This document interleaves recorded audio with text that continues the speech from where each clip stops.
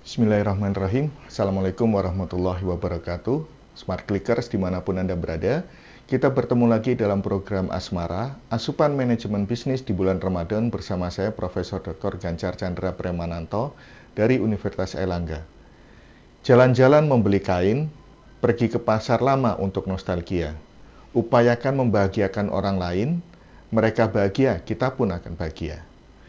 Hari ini kita akan mendiskusikan tentang nilai penting dari sebuah konsep dalam manajemen pemasaran, yaitu bagaimana memuaskan konsumen. Bagi saya, konsep kepuasan itu adalah hal yang sifatnya sangat abstrak dan sulit untuk tercapai. Jadi ketika kita bicara harus memuaskan konsumen, hal itu akan menjadi sulit tercapai karena konsumen kita sulit untuk dipuaskan. Ketika mereka kemudian kita berikan hadiah payung, mereka akan bertanya, kenapa payung? Kenapa bukan kemudian hal lain? Kenapa bukan tas dan sebagainya? Ketika diberi satu kalender, maka bertanya kenapa kemudian hanya satu kalender? Kita sudah kemudian berinteraksi, bertransaksi lama, kenapa hanya sebuah kalender? Jadi mereka bisa jadi akan mempertanyakan apapun yang kita berikan kepada mereka. Hal ini sangat sejalan dengan sebuah hadis Nabi, dari hadis yang diriwayatkan oleh Bukhari, nomor 6436, dan hadis riwayat Muslim nomor 1048, bahwa Kanjeng Nabi pernah bersabda, seandainya manusia diberi dua lembah berisi harta karun, tentu ia masih menginginkan lembah yang ketiga. Yang bisa memenuhi dalam perut manusia hanyalah tanah. Allah tentu akan menerima taubat bagi siapapun yang ingin bertaubat. Jadi ketika seorang manusia diberi hadiah sebukit emas sekalipun, dia akan mengharapkan bukit emas yang kedua. Konsep ini mengajarkan kepada kita bahwa manusia sulit dipuaskan, termasuk konsumen sulit dipuaskan.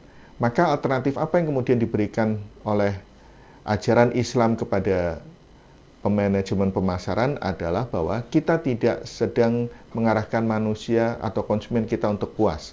Tapi bagaimana kita bisa membahagiakan konsumen kita, bagaimana kita bisa membahagiakan orang lain. Karena orang yang terbahagiakan oleh kita, maka dia akan memiliki loyalitas yang lebih tinggi kepada kita. Jadi konsep membahagiakan orang lain menjadi sesuatu yang kemudian lebih penting dibanding memuaskan orang lain.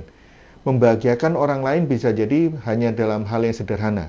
Memberikan kejutan di hari ulang tahunnya, memberikan sesuatu yang positif, bahkan menegur dan mendoakan yang bersangkutan, itu juga bisa membahagiakan. Terutama kalau diberikan pada saat yang tepat. Jadi tidak perlu kemudian hadiah yang mewah-mewah, tapi sebuah perhatian juga sudah cukup. Nah, ini adalah konsep yang kemudian lebih menarik, yang kemudian diajarkan oleh agama Islam dibanding kemudian konsep yang diajarkan oleh dalam buku manajemen pemasaran, yaitu memuaskan konsumen. Karena dalam setiap diri kita, kita selalu ingin berusaha bahagia. Kita ingat bahwa dalam doa kita selalu berusaha untuk mendapatkan kebahagiaan hidup dunia dan akhirat, bukan mendapatkan kepuasan hidup dunia dan akhirat. Jadi setiap kita selalu berusaha bahagia. Untuk itu, marilah kita bersama-sama untuk membahagiakan konsumen kita agar mereka loyal kepada produk kita, kepada apa yang kita tawarkan. Demikian untuk materi hari ini. Makan durian dicampur terasi. Cukup sekian, terima kasih. Barakallah, assalamualaikum warahmatullahi wabarakatuh.